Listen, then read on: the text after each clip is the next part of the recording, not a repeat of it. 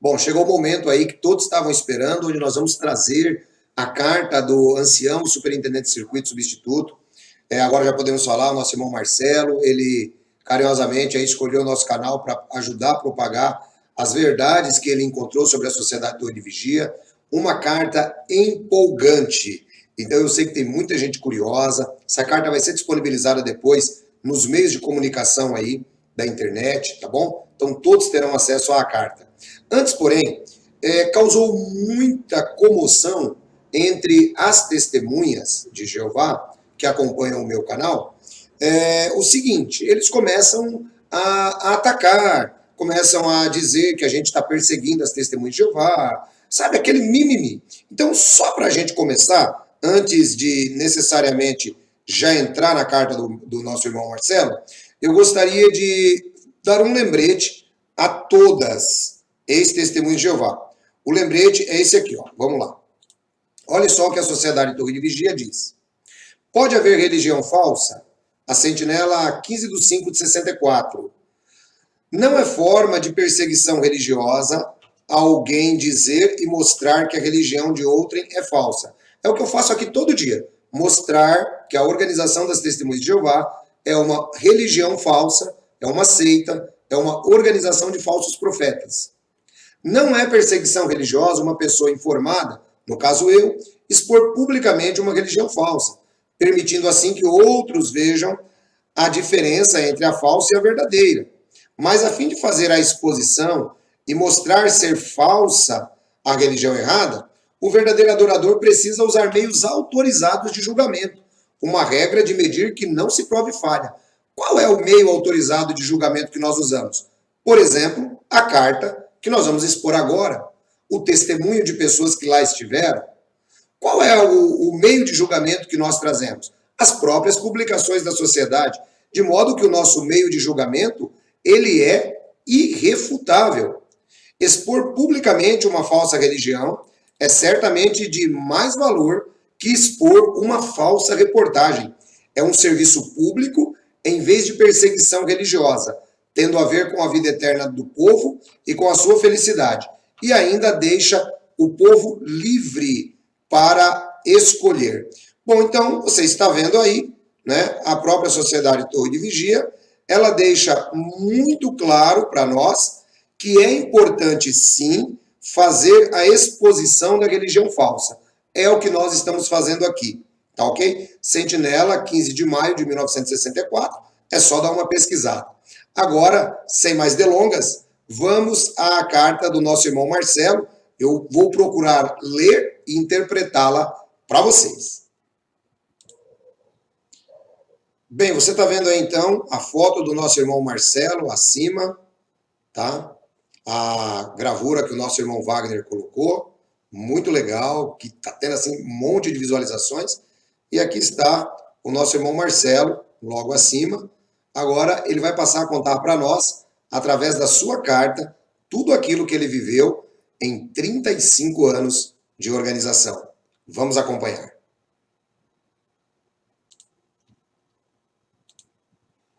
Marcelo Félix Linhares, Espírito Santo. Aos cuidados do escritório de serviço, Betel, Brasil. Referente à dissociação, Marcelo Félix. Então tá aí a carta do nosso irmão Marcelo de dissociação. Esta carta foi escrita com um senso de obrigação para com as pessoas que amo sinceramente. Perceba então os motivos aí dos mais nobres possíveis, trazendo o nosso irmão Marcelo a escrever a sua carta. A partir de agora, por ele mesmo. Esta carta foi escrita com um senso de obrigação para com as pessoas que amo sinceramente e explicar os motivos do meu pedido de dissociação.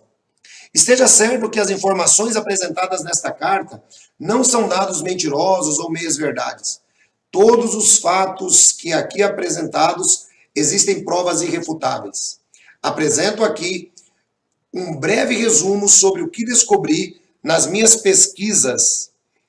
Nasci em Santos, São Paulo, no dia 18 de setembro de 1970.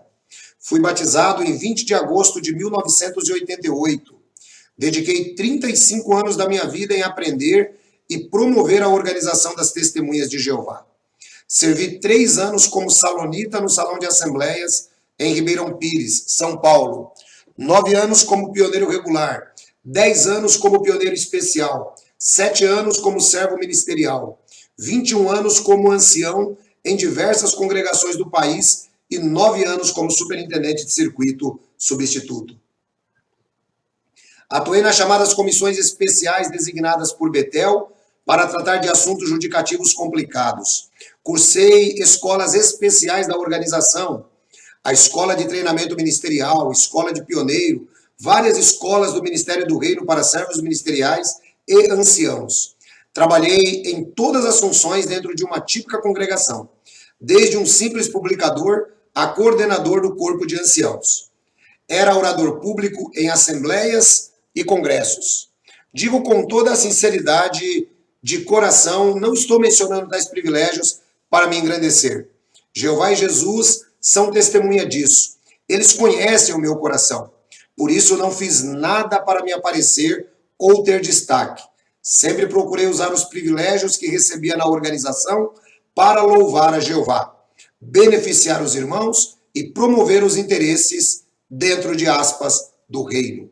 Não posso negar que na organização das Testemunhas de Jeová existem verdades fundamentais que têm base na Bíblia.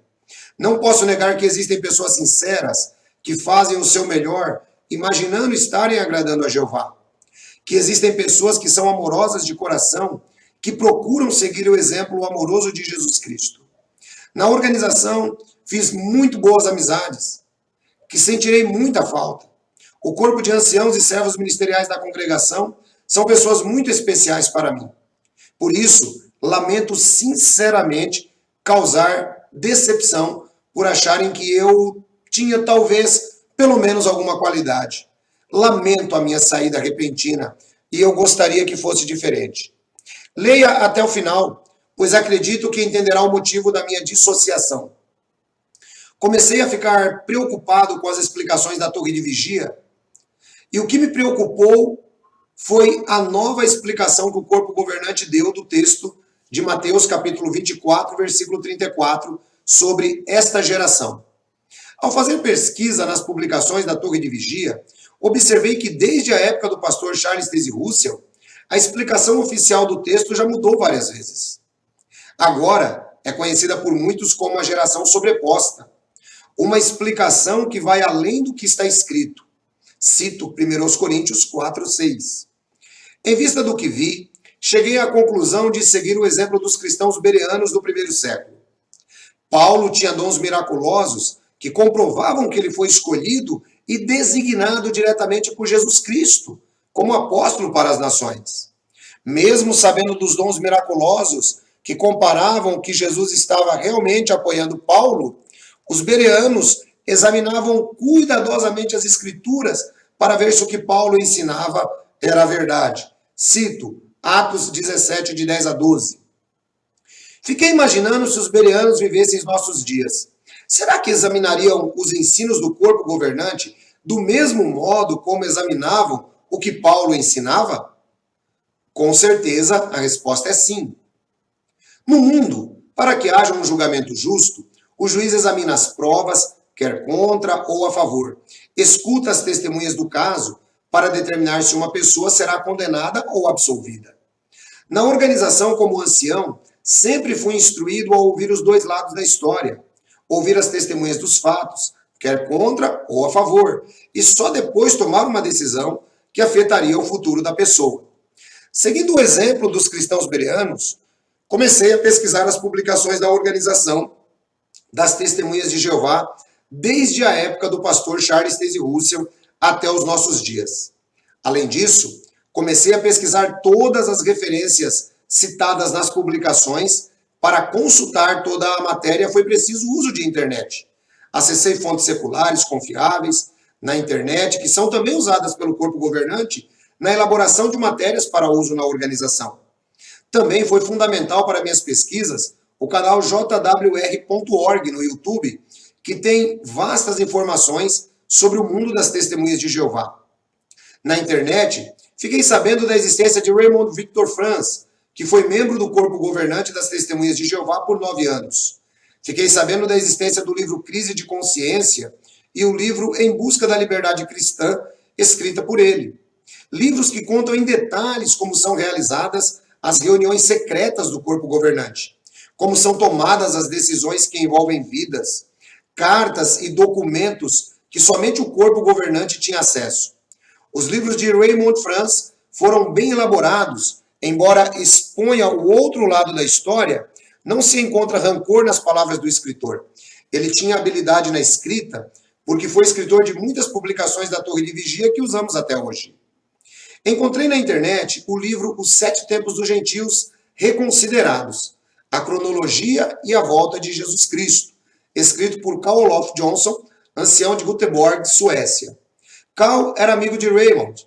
O livro de Carl apresenta provas irrefutáveis com base na Bíblia, na arqueologia e dados científicos, provando que as explicações da Torre de Vigia sobre a ilustração do escravo fiel e prudente e do escravo mau é apenas uma ilustração simples.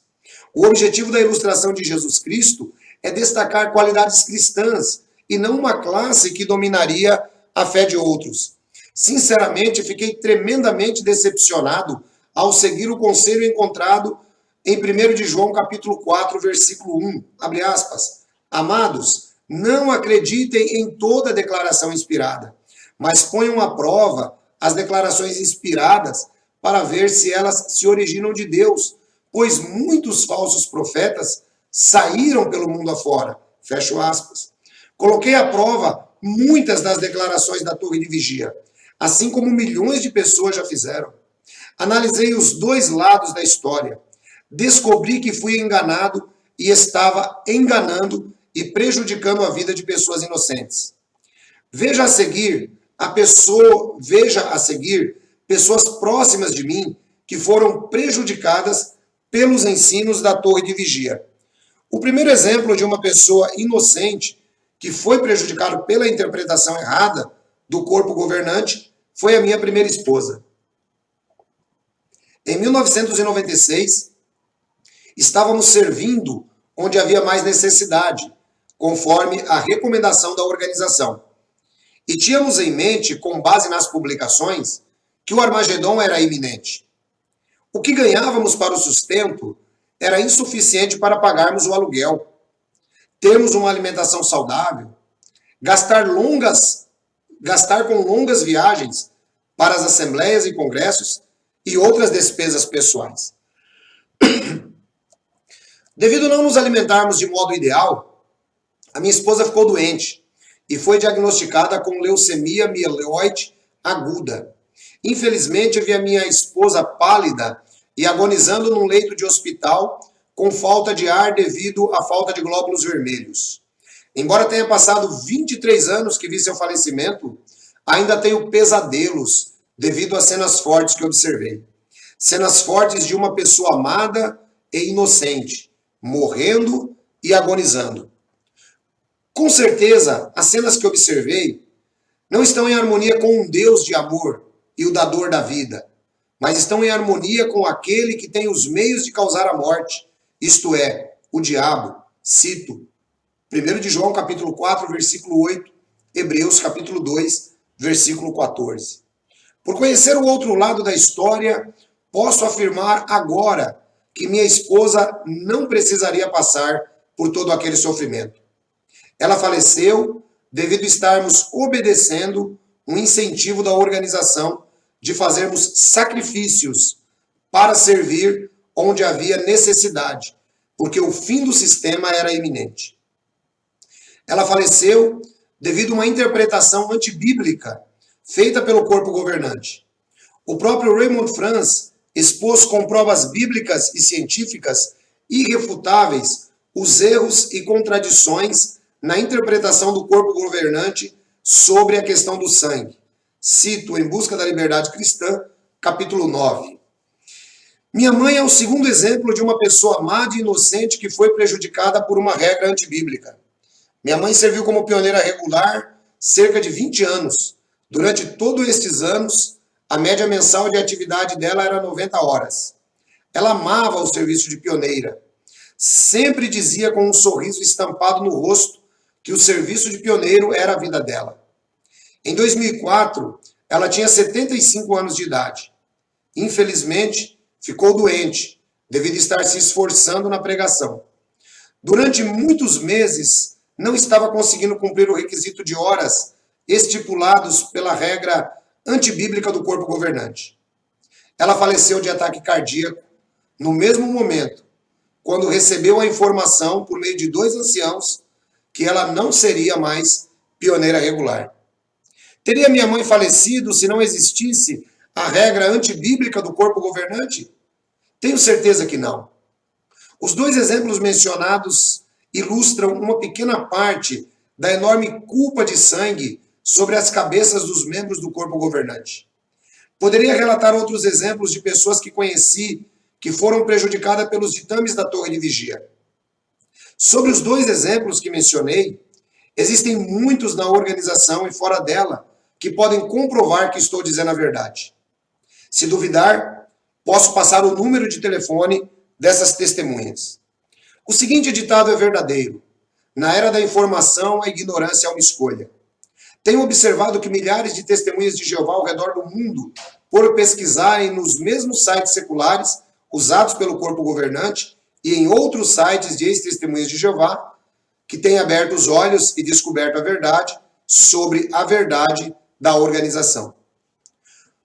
Conforme é evidente nas publicações da Torre de Vigia, o corpo governante deixa transparecer o grande medo de que as testemunhas de Jeová pesquisem a internet e descubram a verdade sobre, abre aspas, a verdade ensinada pela organização, fecha aspas. Uma forma para colocar medo nas testemunhas de Jeová é demonizar aqueles que expõem seus graves erros. Como a Torre de Vigia não possui argumentos irrefutáveis para todos os assuntos e responder a muitas críticas, o jeito é atacar as pessoas e não os argumentos. O pior inimigo dos falsos profetas sempre foi o tempo. Agora, os piores inimigos dos falsos profetas são o tempo e a internet. Um trocadilho muito citado entre ex-testemunhas de Jeová é: vocês conhecerão a verdade, dentro de parênteses, a internet, e a verdade, a internet, vos libertará. João 8,32. Muitas ex-testemunhas de Jeová descobriram a verdade sobre, abre aspas, a verdade, fecha aspas, através da internet. Como, por exemplo, sobre a Corte Real Australiana, onde um membro do corpo governante e outros anciãos influentes foram convidados para explicar para as autoridades por que ocultaram durante muitos anos milhares de casos de abuso sexual de crianças dentro da congregação das Testemunhas de Jeová. Relatos no mundo mostram que as Testemunhas de Jeová estão pagando milhões de dólares em processos judiciais nos casos de pedofilia com o dinheiro contribuído para Jeová. Além disso, existem na internet documentos autênticos de autoridades dos governos que provam a hipocrisia da Torre de Vigia em aceitar dinheiro sujo de empresas que promovem as guerras, fabricação de cigarro, produção de filmes para adultos, que ela estava associada secretamente com a ONU durante anos. Por outro lado, é triste ver que o corpo governante não demonstra empatia em algumas decisões. Homens que têm uma vida luxuosa em Warkill e em algumas situações eles tratam de modo desumano as testemunhas de Jeová em países de extrema pobreza, como por exemplo, no Congresso O Amor Nunca Acaba foi mostrado um vídeo em que pessoas idosas, crianças e outros com limitações físicas andaram muitos quilômetros a pé para assistirem a um congresso. Um fato interessante é que o corpo governante sempre se hospeda em hotéis de primeira classe, come nos melhores restaurantes do mundo, bebem bebidas mais caras, viajam de avião em primeira classe, e quem paga a conta são aqueles que vão a pé para os congressos e não têm o suficiente para comer. Eles são homens totalmente diferentes daquele que dizem representar. Jesus era pobre e disse que não tinha onde deitar a cabeça. Cito Mateus 8,20. Afirmo com plena certeza que, apesar do que passei e vi nas minhas pesquisas sobre a Torre de Vigia, o diabo não conseguiu destruir a minha fé em Jeová e em Jesus Cristo. João 14:1. Mesmo pesquisando na internet, não perdi a fé de que a Bíblia é a palavra inspirada e infalível de Jeová, mas perdi a fé nos homens do corpo governante que ensinam que o amor nunca acaba, mas que matam sutilmente pessoas inocentes com doutrinas e regras assassinas. Ainda bem que Jesus avisou de antemão sobre o aparecimento de falsos cristos, ungidos, os falsos profetas no fim dos tempos. É muito interessante o aviso de Jesus em usar as palavras falsos cristos ou falsos ungidos. A religião que mais usa a palavra ungidos para dar destaque a homens imperfeitos são as testemunhas de Jeová. A autoproclamada posição dos ungidos do corpo governante, junto com sua interpretação errada da Bíblia e profecias falsas que falharam no passado, provam a veracidade que Jeová e Jesus não falam por meio deles. Cito Mateus 24, 23 a 25, Deuteronômio capítulo 18, de 20 a 22. Cheguei à conclusão que as palavras de Pedro e dos outros apóstolos dirigidas ao sinédrio judaico do primeiro século são verdadeiras e apropriadas no meu caso, que diz: Pedro e outros apóstolos responderam: temos de obedecer a Deus como governante antes que aos homens. Aos membros da comissão judicativa que analisarão esta carta de dissociação, informo que não comparecerei a uma audiência para explicar os meus motivos referente ao pedido de dissociação. Acredito que os meus motivos já foram bem explicados. Adoeci devido à grande decepção e pressão psicológica. Por isso, não desejo aumentar o meu trauma emocional e agravar meu problema de saúde. Caso o corpo governante deseje refutar meus argumentos apresentados nesta carta e apresentados nos livros de Raymond Franz e Carl Johnson, podem ficar à vontade. Mas, pelo que já conheço, esta carta será mais uma dentre as centenas de milhares de cartas que o corpo governante não responde, evidenciando que são incapazes de responder com argumentos verdadeiros, lógicos e sem ir além do que está escrito. Em vista do mencionado acima, e por outros motivos não mencionados, minha consciência não permite continuar ensinando erros doutrinais e regras antibíblicas que foram elaboradas por homens imperfeitos que usurpam o lugar de Jeová e de Jesus Cristo e prejudicam a vida de pessoas inocentes. Não quero continuar sendo seguidor de homens. Não quero ter culpa de sangue por enganar pessoas inocentes. Por isso, a partir do dia 2 de agosto de 2019, não me considero mais uma testemunha de Jeová. Fiquem à vontade para anunciar que não sou mais testemunha de Jeová. Incentivo de coração que todos conheçam os dois lados da história sobre a torre de vigia. Não sigam cegamente homens que cometem erros, sejam como os bereanos. Pesquise para ver se falam a verdade. Continuarei aplicando na vida os princípios cristãos de amor a Jeová, Jesus e ao próximo. Atenciosamente, Marcelo Félix. Ele que envia cópias para o escritório de serviço de Betel e para o superintendente de circuito do Espírito Santo 006. Aí, então, essa é a carta do nosso irmão Marcelo, uma carta que foi bastante esperada, não é, por todos os irmãos, o superintendente de circuito que abandonou a Sociedade Torre de Vigia. A gente vai terminando por aqui. Eu tenho certeza que você que pôde acompanhar, você cresce, porque a partir daqui você passa a encontrar não um grupo de homens como esperança para a sua vida, mas você pode depositar a sua fé verdadeiramente em nosso Senhor e Salvador Jesus. Parabéns ao nosso irmão Marcelo Félix, ele que está aí, né, para você conhecê-lo melhor. Está aí o nosso irmão Marcelo, que de uma vez por todas perdeu a esposa, perdeu a mãe, entende que as regras são assassinas, entende que estava servindo a homens, como todos nós entendemos. Um grande abraço, irmão Marcelo. Deus abençoe e lhe conduza nessa jornada. Servir a Cristo, o irmão vai perceber, é a coisa mais fácil do mundo. O meu jugo é benévolo, a minha carga é leve. Esse é o Senhor Jesus que o irmão Marcelo agora passa a descobrir.